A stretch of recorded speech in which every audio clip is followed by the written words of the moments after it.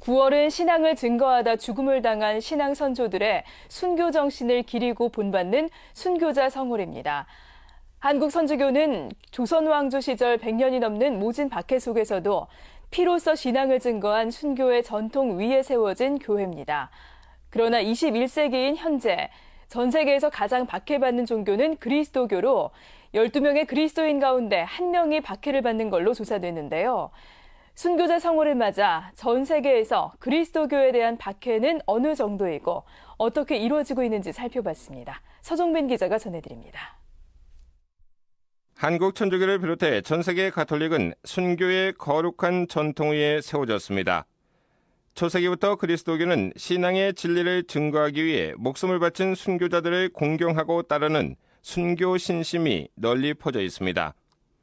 특히 한국 천주교는 외부의 선교 활동 없이 100년이 넘는 모진 박해와 순교 속에서 신앙 선조들이 자생적으로 신앙을 받아들이고 지켜낸 유례없는 신앙의 뿌리를 갖고 있습니다. 그러나 21세기를 사는 오늘날에도 전 세계 곳곳에서 종교를 이유로 수많은 사람들이 박해를 받고 순교하고 있습니다.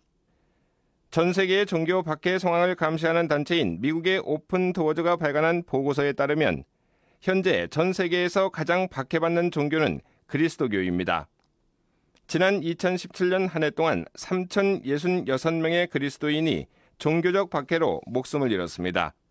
이는 전년도인 2016년에 비해서 2배 늘어난 수치입니다.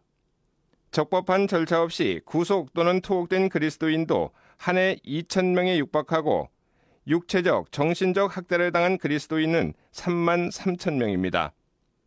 그리스도교에 대한 박해는 전 세계 75개국에서 발생하고 있으며 적대감을 표출하는 국가도 151개 국가에 달합니다. 오픈 도어즈는 이 가운데 북한을 그리스도인이 가장 살기 어려운 나라로 꼽았습니다. 이어 2위와 3위는 그리스도인이 상습적으로 이슬람 민병대의 표적이 되는 아프가니스탄과 소말리아를 들었습니다. 그리스도교 박해의 원인으로 오픈 도어즈는 극단주의 이슬람의 팽창과 종교 민족주의 부상, 그리고 중앙아시아의 강렬한 박해를 들었습니다. 관련해 오픈 도어즈는 최근 그리스도인들에 대한 폭력이 증가하는 이집트와 터키를 특별 관심국으로 분류했습니다. 이집트에서는 지난해 그리스도인 128명이 신앙적 이유로 죽임을 당했습니다.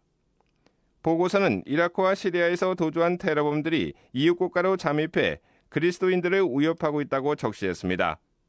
그러면서 이집트의 그리스도인들은 차별과 위협의 십자포화에 갇혀 있지만 신앙 포기를 거부하고 있다고 밝혔습니다.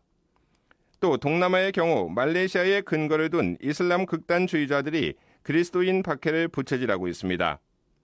아프리카 수단과 소말리아, 리비아도 그리스도인 박해 10개국 명단에 올랐습니다. 종교 민족주의가 부상한 인도와 네팔에서는 힌두 극단주의자들의 폭력에 그리스도인들이 희생되고 있습니다. 프란치스코 교황은 지난 4월 오늘날 초대 교회 때보다 더 많은 그리스도인이 박해를 받고 있다며 이들에 대한 관심을 호소했습니다. CPBC 서종빈입니다.